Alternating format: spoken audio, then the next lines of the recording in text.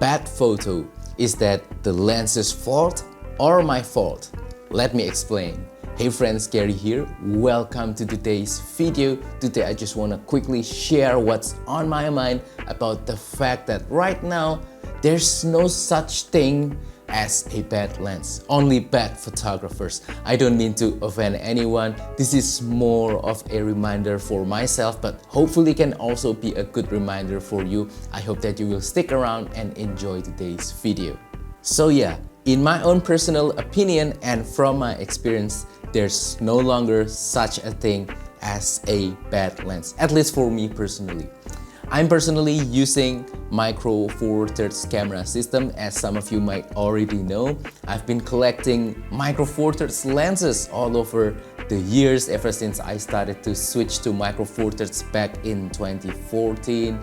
And from my experience, at least from my own collection, again, there's no such thing as a bad lens. Alright, maybe some of the lenses are not as sharp as the others, maybe they don't have as much contrast as the others, maybe the build quality isn't as great as the others, maybe there's no weather sealing, maybe they don't have large apertures like the other ones, but still, they are more than good enough. They are not bad at all.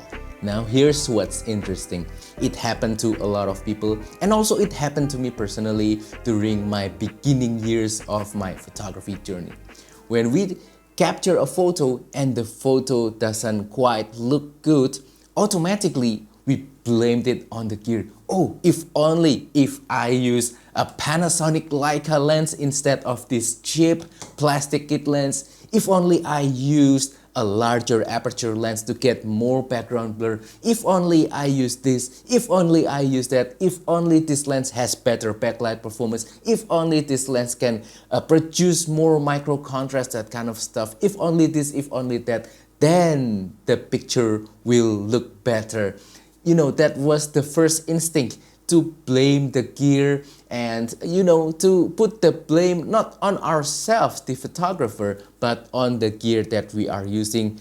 And the most interesting thing is that actually, most of the time, it's our fault. We cannot compose the photo properly. We cannot include important elements in the photo properly. We cannot create storytelling with our photo. It's just a snapshot. We cannot employ layering, foreground, midground, background, that kind of stuff to make the photo has some depth in it, and so on. So yeah, it's not the lenses, it's the photographer.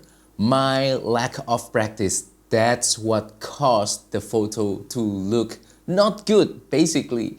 And yeah, in the beginning years of my photography journey, yeah, I will admit it to you guys, I enjoy collecting lenses more than taking photos with them. I just enjoy their technical specifications, and owning them make me feel proud, make me feel like I achieved something. But I don't really use them out and about to take pictures. No, not really. I was just happy to have them. So it's almost like a bragging rights, I will just admit it to you guys. And yeah, I don't want to say I regret that, because that's also part of the journey to understand the gear so that we can be more informed when we're making decisions about which lens to use for different kinds of scenarios. But no, the problem is not the gear, it's my lack of practice. And yeah, now instead of focusing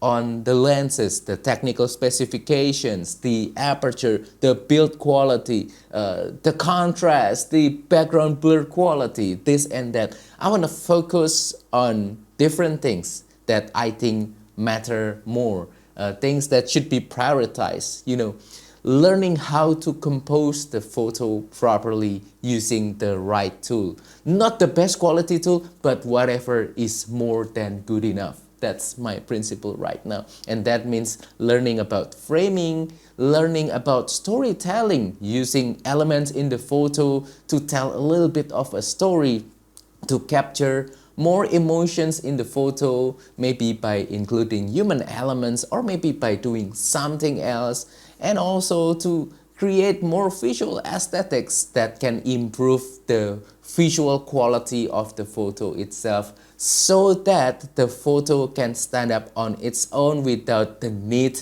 of being supported with extremely high quality lenses. You know, the sharpness might not be the sharpest of the sharpest, but at least it is more than good enough. The contrast supposed to look more than good enough. We don't really need that extra contrast from, you know, extremely professional quality lenses, things like that.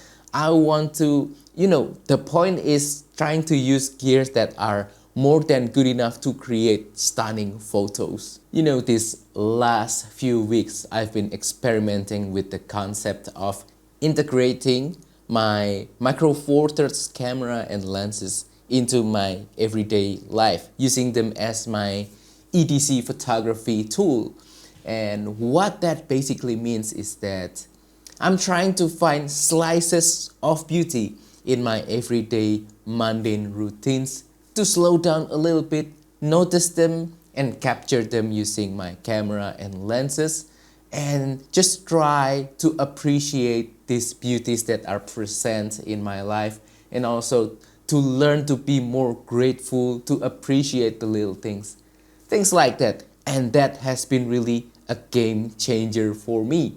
I no longer focus about the lens selection. Oh, I should use this lens, I should use that lens. No, not really. Don't get me wrong, gear is still important in my opinion. You have to choose the right focal lengths, you have to know which lens work for what situations. But other than that, the extra bits of quality that you're extracting out of these lenses don't mean that much in my opinion.